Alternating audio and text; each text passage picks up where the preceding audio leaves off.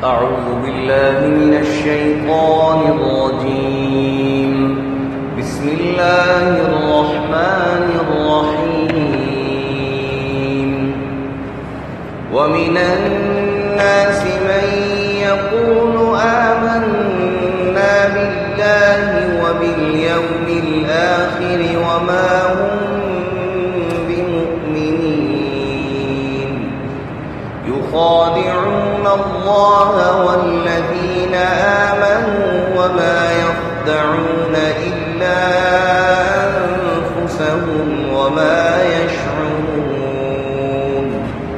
في قلوبهم مرض فزادهم الله مرضا ولهم عذاب أليم بما كانوا يكذبون.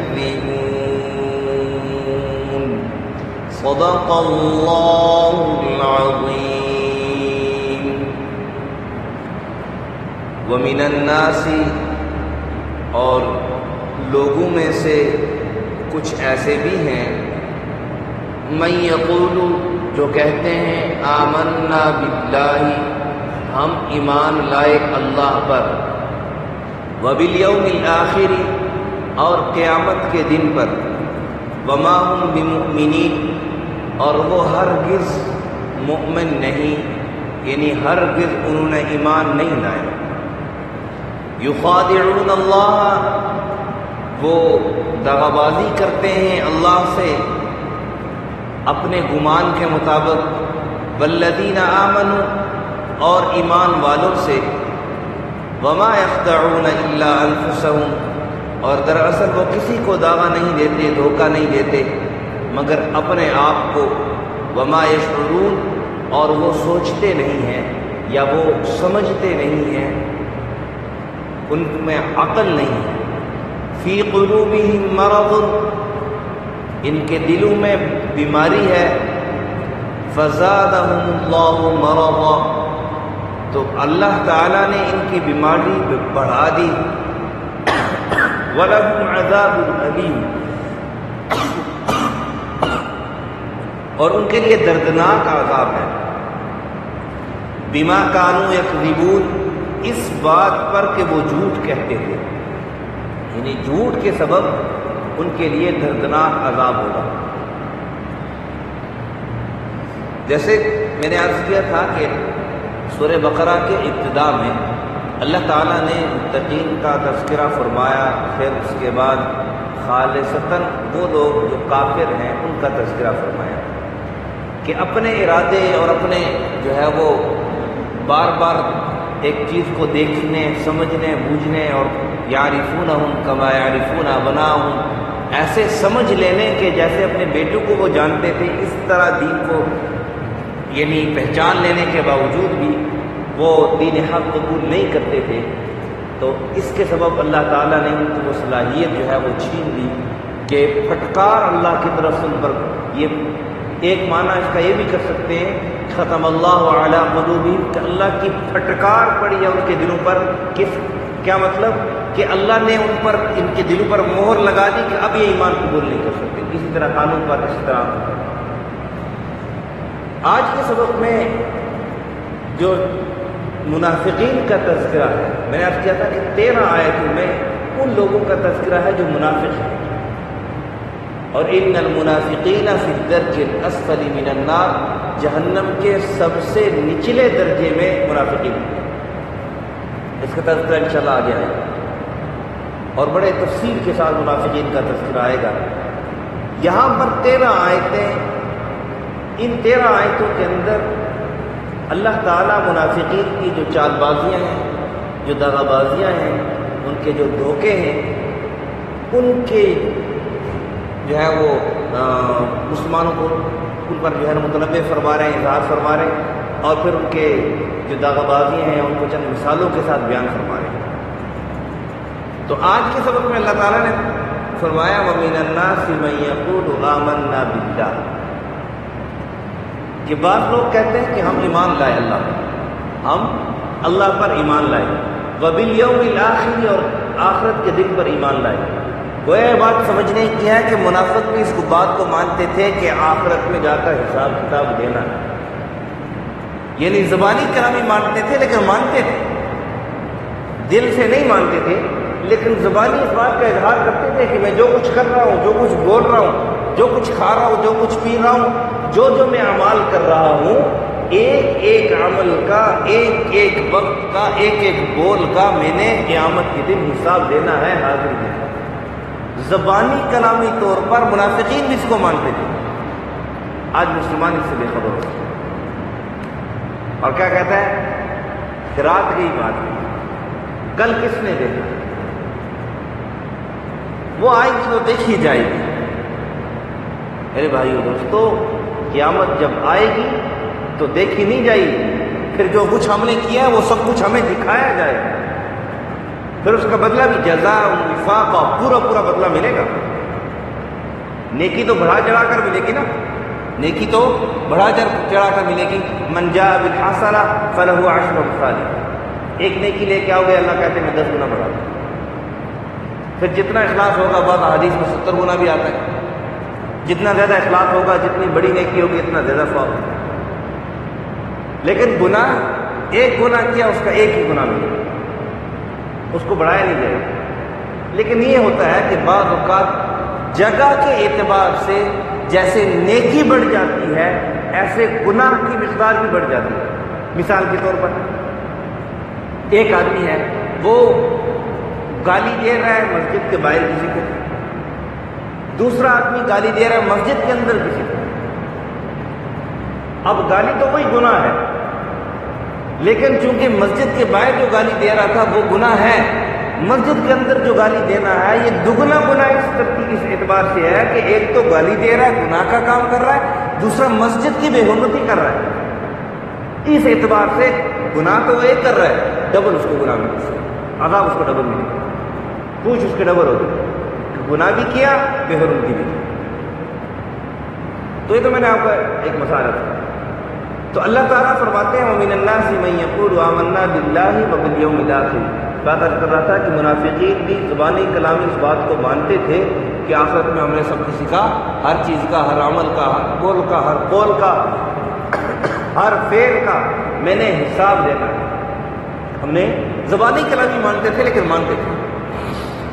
یہاں پر اللہ تعالیٰ فرما رہے ہیں کہ وَمَا هُم بِمُؤْمِنِينَ، کہہ تو وہ رہے ہیں کہ ہم ایمان لائے اللہ پر اور آخرت پر، لیکن اللہ کہہ رہے ہیں وہ مومن نہیں ہے، ایمان لانے والے نہیں ہیں۔ یوں سمجھ لیں کہ اللہ کہہ رہے ہیں کہ انہوں نے ایمان لایا ہی نہیں۔ کس وجہ سے؟ اس وجہ سے کہ وہ منافق تھے، کہ آگے اس بات کی اور تصریح آ رہی ہے خادعون اللہ، کہ زبانی کلامی تو کہتے تھے کہ ہم ایمان لے آئے، لیکن حقیقت میں وہ ایمان نہیں لائے۔ اور اس بات کی تصریح سورہ حجرات کے اندر اللہ تعالیٰ فرماتے ہیں قالت الاعراب آمنا قل لم تؤمنوا ولكن قولوا اسلمنا ولما يدخل الايمان في قلوبكم، کہ جو دیہاتی لوگ ہیں یہ کہتے ہیں نبی پاک صلی اللہ علیہ وسلم سے کہ ہم ایمان لے آئے۔ اللہ فرماتے ہیں میرے حبیب ان کو کہہ دو کہ آپ یوں کہو کہ ہم اسلام لائے، کیوں کہ تم ایمان نہیں لائے۔ اچھا کیوں ایمان نہیں لائے، کیا مطلب ایمان؟ وَلَمَّا يَدْخُلِ الْإِيمَانُ فِي قُلُوبِكُمْ، اس لیے کہ یہ ایمان صرف تمہاری زبانوں تک ہے، تمہارے دل میں نہیں۔ آج مسلمان بھی سوچ رہے کہ میں زبان کا مسلمان ہوں یا دل میں میرا اسلام ہے۔ میں صرف زبان سے جمع کلام جو ہے وہ جمع خرچ کر رہا ہوں، یا پھر میرے دل کے اندر بھی اسلام کی کچھ حقانیت ہے، اسلام کی کوئی قدر ہے، اسلام کی کوئی بات یا اسلام کی کوئی عظمت اور اس کو ماننا اور اس کی قدر میرے دل میں ہے، یا صرف زبان سے جمع خرچ کر رہا ہوں۔ اس لیے ایمان دل میں ہونا یہ ضروری ہے کہ اللہ نے کلام پاک میں اس کی نفی فرمائی کہ اللہ کے اے میرے حبیب ان کو کہہ دو لم تؤمنوا، تم ہرگز ایمان نہیں لائے، اس لیے کہ تمہارا ایمان تمہارے دل میں نہیں اترا۔ وَلَمَّا يَدْخُلِ الْإِيمَانُ فِي قُلُوبِكُمْ، اس میں کسی تصریح کی ضرورت نہیں ہے، صاف صاف الفاظ ہے، اس لیے کہ ایمان تمہارے دل میں نہیں اترا۔ منافقین ایمان زبان سے لائے تھے، دل سے ایمان نہیں لائے تھے، اس لیے اللہ تعالیٰ نے فرمایا کہ دل سے ایمان نہیں لائے، زبانی کلامی جمع خرچ کر رہے ہیں۔ ہاں اس لیے ایمان نہیں لائے، وما هم بمؤمنین، ایمان نہیں لائے۔ اچھا پھر آگے اللہ تعالیٰ نے فرمایا یخادعون اللہ، کہ وہ دھوکہ دیتے ہیں اللہ کو، وما یخدعون الا انفسهم والذین آمنوا، اور ایمان والوں کو۔ اچھا یہاں میں ایک بات کہتے ہیں کہ دھوکہ تو اس کو دے سکتا ہے آدمی جو عاجز ہو، جو عاجز ہو، جو سمجھدار ہو، عقل مند ہو، دانا ہو، اس کو تو دھوکہ نہیں دیا جا سکتا، بلکہ کوئی دھوکہ اس کو دے رہا ہو تو کہتا ہے تو مجھے جلا سمجھتا ہے، تو نے مجھے پاگل سمجھا ہوا ہے، مجھے دھوکہ دینے کی کوشش کر رہا ہے، مجھے نہیں دھوکہ دے سکتا۔ تو اللہ سے بڑھ کر دانا اور عقل مند کون ہے؟ اللہ سے بڑا سمجھدار کون ہو سکتا ہے؟ تو منافقین کیسے اللہ کو نعوذ باللہ دھوکہ دے گا؟ یہ اپنے گمان کے مطابق، اپنے کنسپٹ کے مطابق وہ یہ سمجھ لیتے ہیں گویا ہم اللہ کو دھوکہ دیں گے۔ یہ ان کا اپنا کنسپٹ تھا، اپنا گمان تھا، اور مسلمانوں کو بھی وہ سمجھ لیتے ہیں کہ دھوکہ دے رہے ہیں۔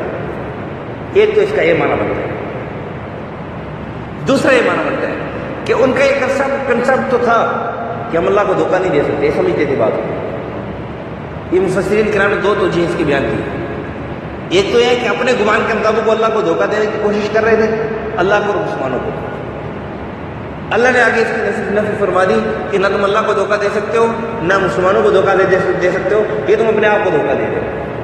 لیکن وما یشعرون، تمہارے اندر عقل نہیں ہے، سوچتے نہیں ہو کہ ہم کیا کر رہے ہیں، اپنے آپ کو دھوکہ دے رہے ہیں، نہ مسلمانوں کو دے سکتے نہ اللہ کو دے سکتے۔ اچھا مسلمانوں کو کیسے نہیں دے سکتے وہ میں انشاءاللہ عرض کروں گا، یہ پوائنٹ میں۔ تو ایک تصریح اس کی مفسرین نے یہ فرمائی ہے، دوسری تصریح یہ فرمائی ہے کہ یہ دھوکہ تو مسلمانوں کو دیتے تھے، لیکن یہاں پہ اللہ نے کہا نا یخادعون اللہ والذین آمنوا، یہ گویا مسلمانوں کے ساتھ ایک حمایتی الفاظ ہے اللہ کے، کہ وہ دھوکہ تو مسلمانوں کو دیتے تھے، لیکن مسلمانوں کو دھوکہ دینا اللہ نے فرمایا کہ گویا مجھے دھوکہ دینے کی کوشش کر رہے ہیں۔ جیسے ایک بڑا ہوتا ہے نا، بڑا ہوتا ہے وہ کہتا ہے اگر تو نے اس کو کچھ کہا، اس کو کچھ کہنا یہ مجھے برا بھلا کہنے کے مترادف ہوگا، یا اس کو نقصان پہنچانا مجھے نقصان پہنچانے کے مترادف ہوگا۔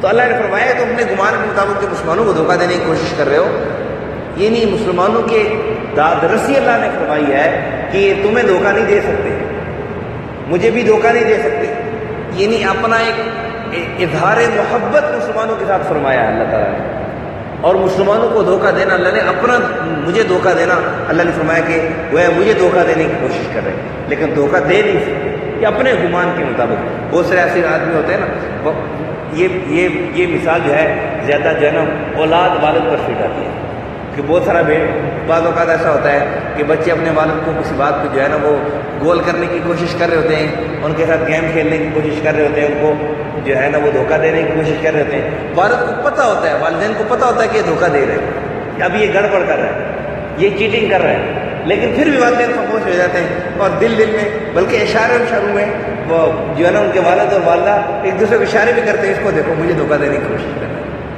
مجھے دھوکہ دینے کی کوشش کر رہا ہے، بیچارہ سمجھتا نہیں ہے کہ ہمیں کیسے دھوکہ دے سکتا ہے، ہم تو سمجھدار ہیں۔ تو یہ اللہ تعالیٰ نے یہی جو منافقین کے بارے میں فرمایا کہ یہ مسلمانوں کو دھوکہ دینے کی کوشش کر رہے ہیں، ان کو پتہ نہیں ہے کہ ان مسلمانوں کو میں پیغمبر کے ذریعے تمہارے فریبوں کو وحی کے ذریعے بتلا دیتا ہوں، تمہاری یہ فریب ہے، تمہاری یہ چال ہے، تمہاری یہ چال ہے، سب کچھ بتلا دیتا ہوں، یہ پھر اپنے گمان کے مطابق مسلمانوں کو دھوکہ دینے کی کوشش کر رہے ہیں۔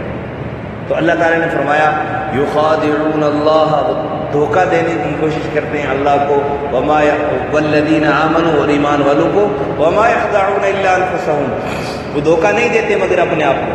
اس میں اس کے میں ایک بات عرض کر دوں کہ کوئی آدمی بھی کوئی اللہ کی عبادت کر رہا ہے، وہ اللہ پر احسان نہیں کر رہا، اپنا فائدہ اس کا ہے، اس کا اپنا فائدہ ہے، اور اگر نماز میں ڈنڈی مار رہا ہے کہ اور جلدی نماز پڑھ رہا ہے اور اپنے تے کہہ رہا ہے میں نے تو نماز پڑھ لی، حقیقت میں اس نے نماز نہیں پڑھی، نماز کی طرف اس کی توجہ نہیں تھی، یا ویسے ہی اٹھتا بیٹھتا اوپر نیچے ہو گیا ہے، کوئی رکوع نہیں کیا، صحیح طریقے سے رکوع نہیں کیا، تسبیح نہیں پڑھی، یا نماز کے الفاظ ہیں وہ نہیں پڑھے، بس ویسے ہی ایک فارمیلٹی ورزش سمجھ کے اوپر نیچے ہو کے سجدہ دیا، رکوع کیا اور چلا گیا، اور یہ سمجھتا ہے کہ میں گویا اللہ کو دھوکہ دے دوں گا. نہیں، اللہ کو دھوکہ کوئی نہیں دے سکتا. اللہ علیم بذات الصدور ہے. انسان کے دل میں کیا چل رہا ہے، دماغ میں اس وقت کیا چل رہا ہے، یہ سب اللہ جانتا ہے. وَهُوَ مَعَكُمْ أَيْنَمَا كُنْتُمْ، سب کچھ اللہ ہر حال میں جانتے ہیں. تم جہاں کہیں تمہارے ساتھ ہے. اللہ کے فرشتے بھی تمہارے ساتھ لکھ رہے ہیں. اس لیے یہ نہ سمجھیں کہ ہم کوئی نافرمانی کر کے جو ہے وہ اللہ کو پتہ نہیں چلے گا وہ سب چیز. اس لیے اس کی بھی تصریح اللہ تعالیٰ نے فرمائی کہ ہم سورہ کہف کے اندر وَيَقُولُونَ يَا وَيْلَتَنَا مَا لِهَذَا الْكِتَابِ لَا يُغَادِرُ صَغِيرَةً وَلَا كَبِيرَةً إِلَّا أَحْصَاهَا. آج میرے اعمال نامے کو کیا ہو گیا، اس میں تو کوئی چھوٹی بات بھی نہیں چھوڑی، بڑی بات بھی نہیں چھوڑی، سب کچھ ہی لکھ دیا. تو اس لیے یہ نہ سمجھو کہ ہم اللہ کو دھوکہ دے دیں گے یا ہم مکر و فریب کر رہے ہیں، یہ چالیں بنا رہے ہیں، اللہ کو کچھ پتہ نہیں ہے. نہیں، اللہ رب العزت علیم بذات الصدور ہے، سب کچھ جاننے والا ہے. تو فرمایا وما يخدعون الا انفسهم، وہ اپنے آپ کو دھوکہ دے رہے ہیں. وما يشعرون، لیکن وہ سوچتے نہیں ہیں. اس بات پہ نہیں سوچتے کہ ہم اپنے آپ کو دھوکہ دے رہے ہیں. اتنی عقل ان میں نہیں ہے. پھر فرمایا فی قلوبہم مرض، ان کے دلوں میں بیماری ہے. ان کے دلوں میں بیماری. یہ بیماری کیا ہے، کیا مطلب کہ اسلام جب نبی پاک صلی اللہ علیہ وسلم نے اسلام کی دعوت دینا شروع کی اور اعلان نبوت فرمایا تو وہ بغض اور حسد سے بھرے ہوئے تھے. بغض اور حسد سے یعنی بھر گئے اور نبی پاک صلی اللہ علیہ وسلم کے خلاف چالیں اور مسلمانوں کے خلاف چال بازیاں شروع کر دی. مسلمانوں کے خلاف چال بازی مختلف قسم کے مکر و فریب شروع کر دی. تو پھر فرمایا فزادہم اللہ مرضا، اللہ تعالیٰ نے ان کی بیماری میں اضافہ فرما دیا کہ مزید جب اسلام کو ترقی ملی، مزید جب اسلام کی حقانیت ظاہر ہوئی، لوگ جوک در جوک اسلام میں داخل ہونے لگے تو وہ اور اندر میں جلنے لگے. اندر پہلے ہی جلتے تھے کہ دیکھو اس نبی پاک صلی اللہ علیہ وسلم کے متعلق کہ ان کو اللہ تعالیٰ نے نبوت دے دی، یہی اللہ کو ملے. ہمارے مشرکین کے سرداروں میں سے کسی کو نبوت ملنی چاہیے تھی، ان کو کیوں اللہ نے نعوذ باللہ نبوت دی؟ تو اللہ تعالیٰ نے اس کا بھی جواب فرمایا اہم یقسمون رحمت ربک نحن قسمنا بینہم. ہاں، اللہ کی رحمت تم تقسیم کرتے ہو، ہم تقسیم کرتے ہیں. اس لیے اللہ تعالیٰ نے فرمایا کہ فی قلوبہم مرض، پہلے اسلام کو دیکھ کے وہ جلتے تھے، اسلام کو دیکھ کے جلتے تھے. جب اسلام کی اور حقانیت ظاہر ہوئی اور اسلام کھل کر سامنے آیا اور لوگ جو اسلام میں داخل ہونے لگے تو فزادہم اللہ مرضا، اور ان کی بیماری میں اور حسد میں اور ان کی جو ہے نا وہ مکر و فریب چلانے میں اور اپنے اندر سے جلنے میں اور اضافہ ہو گیا. اور پھر فرمایا وَلَهُمْ عَذَابٌ أَلِيمٌ، ان کے لیے دردناک عذاب ہے، ان کے لیے دردناک عذاب. بما كانوا يكذبون، بسبب اس کے کہ وہ جھوٹ کہتے تھے. کیا جھوٹ کہتے تھے، کیا جھوٹ بولتے تھے؟ یعنی یہ جو عذاب العلیم ہے نا، یہ مطلق جھوٹ کی سزا نہیں ہے، مطلق جھوٹ کی، صرف جھوٹ کی سزا نہیں ہے. یہ جو دھوکہ فریب کرتے تھے نا مسلمانوں کے ساتھ کہ ہم ایمان لے آئے اور ایمان نہیں لائے ہوتے تھے، یہ اس بات کی سزا ہے، اس جھوٹ کی سزا ہے، اس دھوکے کی، اس مکر فریب کی سزا. کیا فرمایا اللہ تعالیٰ نے وَلَهُمْ عَذَابٌ أَلِيمٌ، ان کے لیے دردناک عذاب ہے. بما كانوا يكذبون، بسبب اس کے کہ جو مسلمانوں سے وہ جھوٹ کہتے تھے. یہ تھا ان آیت کا مفہوم کا مختصر خلاصہ. وَمِنَ النَّاسِ مَن يَقُولُ آمَنَّا بِاللَّهِ وَبِالْيَوْمِ الْآخِرِ، اور لوگوں میں سے کچھ ایسے ہیں جو کہتے ہیں ہم ایمان لائے اللہ پر اور قیامت کے دن پر. وَمَا هُمْ بِمُؤْمِنِينَ، ہرگز وہ ایمان نہیں لانے والے. يُخَادِعُونَ اللَّهَ، وہ دھوکہ دیتے ہیں، دغا بازی کرتے ہیں اللہ سے. والذین آمنوا، اور ایمان والوں سے. وما یخدعون الا انفسهم، دراصل وہ کسی کو دھوکہ نہیں دیتے مگر اپنے آپ کو. وما یشعرون، اور وہ سوچتے نہیں ہیں، سمجھتے نہیں ہیں، شعور نہیں رکھتے. فی قلوبہم مرض، ان کے دلوں میں بیماری ہے. فزادہم اللہ مرضا، پھر بڑھا دی اللہ نے ان کی بیماری. ولہم عذاب علیم، ان کے لیے دردناک عذاب. بسبب بما کانوا یکذبون، بسبب اس کے کہ وہ جھوٹ کہتے تھے، جھوٹ بولتے تھے. الحمدللہ رب العالمین والعاقبۃ للمتقین، والصلاۃ والسلام علی اشرف الانبیاء والمرسلین وعلى الملائكة المقربين وعلى عباد الله الصالحين. ربنا ظلمنا أنفسنا وإن لم تغفر لنا وترحمنا لنكونن من الخاسرين. اللهم ارحم على حالنا ولا تنظر إلى سوء أعمالنا. اللهم اشف مرضانا ومرضى المسلمين. اللهم اقض حاجاتنا عن الغيب.